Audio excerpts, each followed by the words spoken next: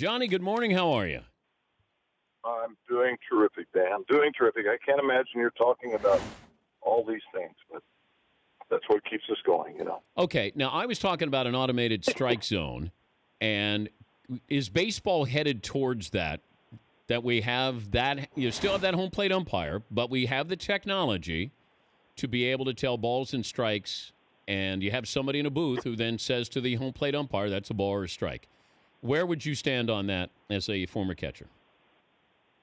So you're saying Fritzy and some of the guys there in the studio could actually qualify to actually be an umpire? I mean, by just being able to do these sorts of things? I mean, I really, who are you going to yell at? If you don't have the umpires to yell at, who do you yell Well, at? you're going to have an umpire to yell at, but this is automated. It's there right in front of this guy that says that's in this box, the strike zone that's adjustable according to the height of the batter.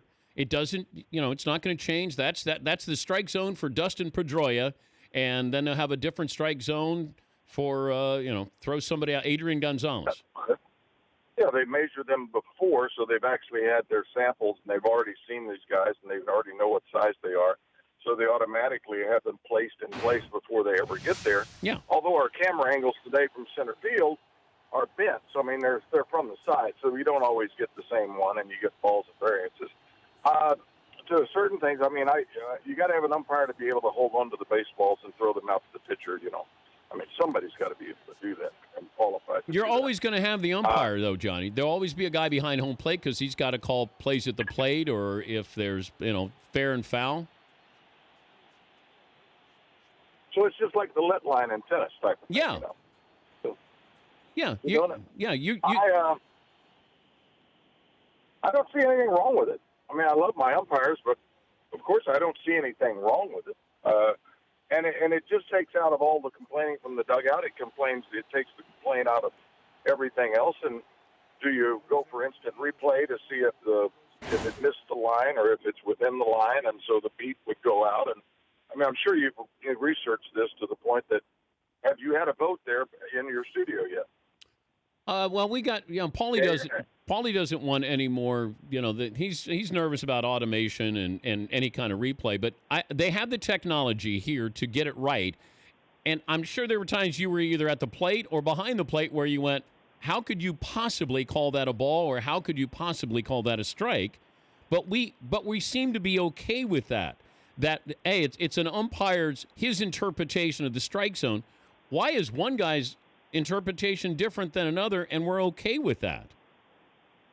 Yeah, it's just even when back in the day, Lee Wire would take the end of the brush and scrape off the black part of the plate, the outside part of the plate, and say, "All right, boys, here's your strike zone." And then there were guys that are high ball callers, there was low ball callers, and then American League had the best, so they were always high ball callers. Yeah, I mean, there was always that variance is what we do. I don't have a problem with the calling balls and strikes. I really don't. There's somebody, and I'm not sure that some of these umpires that really think about it would complain as well. I think they'd say, well, you know what? The whole idea is to try to get this thing right, and that way nobody can complain. We do have to have instant replay for tags at the plate. I mean, you remember back in 1970 when we played the Orioles, and the plate where Kenny Burkhardt got turned around when Ellie Hendricks, and he didn't see the play. We would have loved to have instant replay there, but I'm all for umpires, but I'm all for the fact that if we take any kind of criticism and stuff away, then I think it becomes a better game. We're talking to Johnny Bench. When did we allow hitters to take forever to get in the box, or in between pitches that you got out of the box and you had to adjust everything? It's focus. It's focus, Dan. I mean, these are guys that, they've studied the film and they know the thing and they have to get their minds right. And we got psychologists who will say you have to study and you have to be this Zen member to be here and everything else. And remember, we put in new rules that says you have to step in the box, you have to be there, and the pitcher has to deliver in 20 seconds. The umpire tells them to get in the box. If they don't, tell the pitcher to call, throw the pitch, usually a strike, but we just allow it. It's all drama. It's what, we set it up. It's TV. It's built up. Your agent tells you, look, the more time you take, more TV time you have. And that's where you qualify. So we we say we want to speed up the game, and at the same time we wind up with guys that are taking it forever, and then we get pitchers out there. The guy from the Mets the other day, I mean, he must have taken a minute or so between each pitch, and it's like, it's not fair. It's just not fair. It's just, I mean, next guy up, you hit him in the head, get hit in the box, or we throw at you. I mean, next time you're even standing outside the box, I'll hit you in the head. Of course, that's the old days, and we don't do that way. Of course, you never did. Did you ever call? What was the? How would you call for a pitch to hit somebody, or was it just up to the manager or the pitcher?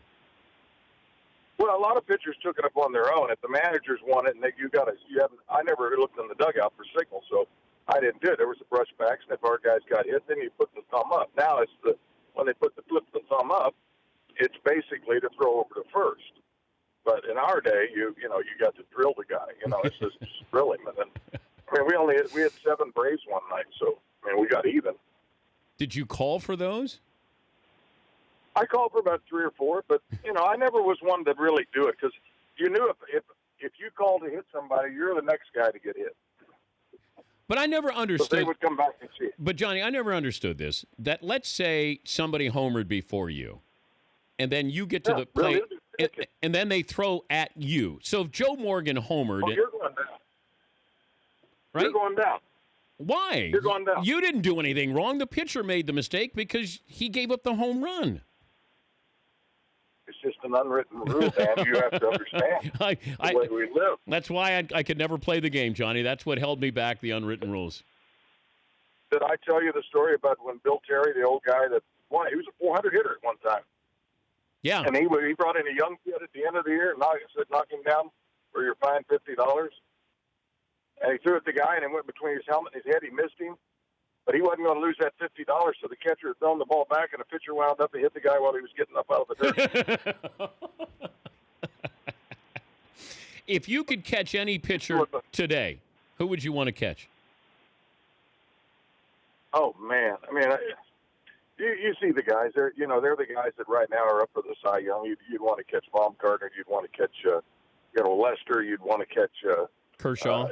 Guys that, oh gosh, yeah, that would be terrific. I mean, because you're like a Monet back there, you can paint everything. I remember when I caught Mon Marichal in the All-Star game. I mean, it was like, you could have caught him with a pair of pliers. I mean, you could have just right here.